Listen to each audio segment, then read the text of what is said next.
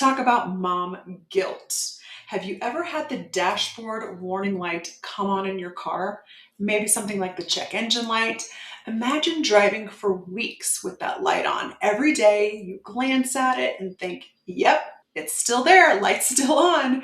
Maybe you even feel bad every time you see it, thinking I should be doing something different. But here's the question. Does feeling guilty about the warning light repair the engine? Of course it doesn't.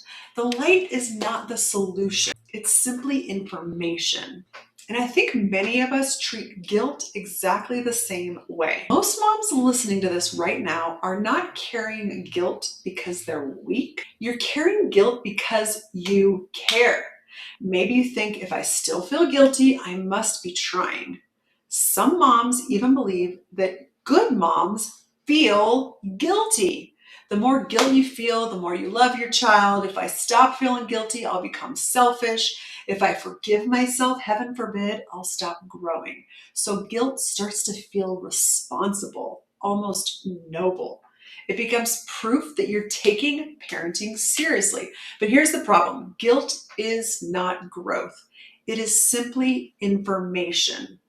So if you're feeling guilty, keep listening. Go deeper. The light on your dashboard in your car doesn't yell at you, you're a terrible driver. It's simply saying, hey, something needs your attention. Imagine calling your mechanic and saying something like this: I've been staring at the dashboard light for 3 weeks. He'd probably laugh. Am I right? Because the goal is not staring at the dashboard. The goal is investigating. You're putting on your detective hat. Let's investigate what's going on. The goal is repairing. The light was never supposed to be your identity. Neither is guilt. Here's what I see moms that I'm coaching in my community, the Trusted Academy. Guilt makes decisions instead of wisdom. Some examples might be, I yelled yesterday, so today I won't enforce the boundary. I've worked too much, so I'm going to just buy them a little bit of something. They're upset.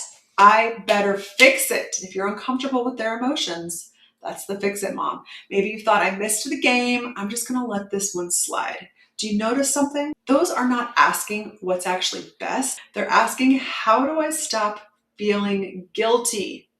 Those are completely different questions. Here's what guilt quietly steals. It steals consistency. It steals confidence. It steals peace. It steals boundaries. It steals trusting in yourself. It keeps you reacting to your own emotions instead of responding to your teenager's needs. Ironically, the very thing meant to make you a better mom often makes parenting harder. Now, I'm not saying that guilt is bad. Healthy guilt says, I don't like how I handled that. I'm going to do it a little bit differently. I'm going to repair with specificity. Good. Listen to that voice. Learn from it. Repair from it. Apologize if needed, and then move. Do something different. Because if you're still feeling guilty 3 months later, the guilt is no longer serving you. You are a slave to the guilt. Instead of asking, how do I stop feeling so guilty all the time? Ask yourself, what is this guilt trying to teach me? Then ask, what could I do next? One question looks backwards. The other builds your future. One keeps you parked.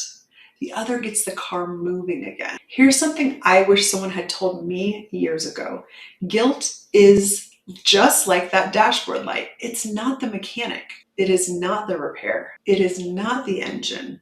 And it certainly is not the destination. The goal was never to become a mom who never feels guilty. The goal is to become the mom who knows what to do after the guilt shows up. Because your teenager does not need a mom who's carrying guilt. That actually is what pushes them away.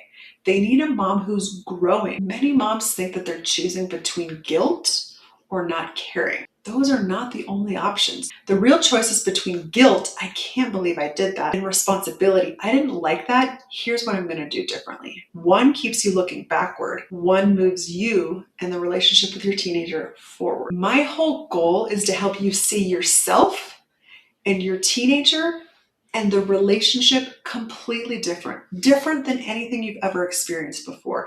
If you've said to yourself, I've tried everything and nothing works, Have you tried this? Have you tried coming to the 1 hour workshop that I teach? In this workshop, my whole goal is to help shift your perspective from where you are to a possibility of what could be. If you feel at all that what I've taught, what you've listened to here, what you've listened to in other spaces, if you feel like I want to believe it, but I'm not sure that I believe it, step into the workshop. It's the best $27 that you'll spend for the foundation of your relationship.